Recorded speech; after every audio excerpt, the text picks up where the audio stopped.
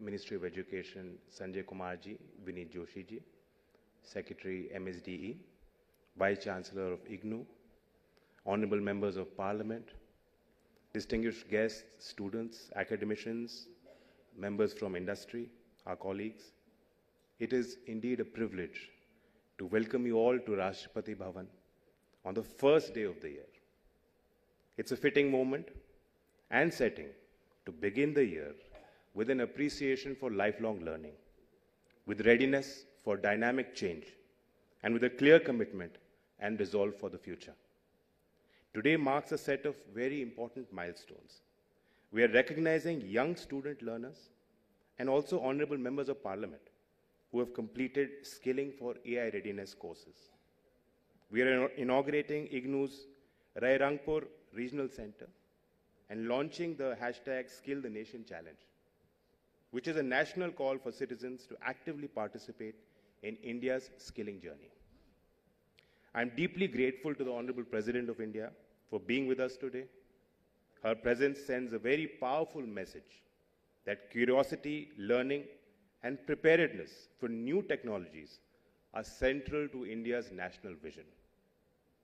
I also thank Honorable Minister of Education, Shri Dharmendra Pradhan ji, for his leadership in aligning education and skilling with the country's evolving dynamic needs. Artificial intelligence is not science fiction. It is no longer a distant concept. It is already reshaping how we learn, work, and solve problems.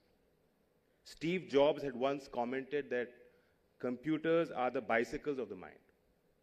If so, then potentially today AI could be considered as an EV mass transport mobility solution on the knowledge superhighway. The real question before us is simple. Are our people in India prepared to engage with this empowering but disruptive new technology confidently and responsibly? India's answer has been clear. Through the India AI Mission and National Education Policy 2020, we have placed a very strong emphasis on early exposure, institutional capacity, and lifelong learning. Global assessments also reflect this direction.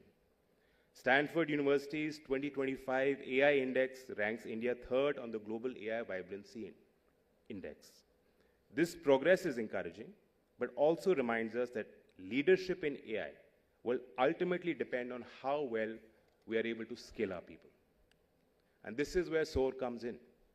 Launched in July 2025 as the Skill India mission completed 10 years, SOAR set out to demystify AI and make it accessible across regions and backgrounds. And it goes beyond awareness. The focus is on building confidence, capability, and real readiness to create and use technology with purpose.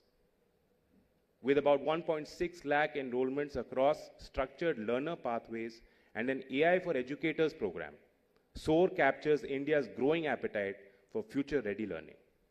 In fact, I also stand before you today, not as a minister, but as a stakeholder in the Skill India mission. I join our honorable MPs, as even I have completed the free online AI course recently on Skill India Digital Hub. And I view this as a very important accomplishment in my own learning journey. I invite students, workers, educators, and institutions to join the Skill the Nation Challenge, because the idea is to move skilling from a government program to a people-led movement. In reflection, this challenge is also central to the key pillar and promise of the National Education Policy, which promotes access, quality, and equity, and calls for us to integrate technologies in every aspect and every stage of our academic experiences.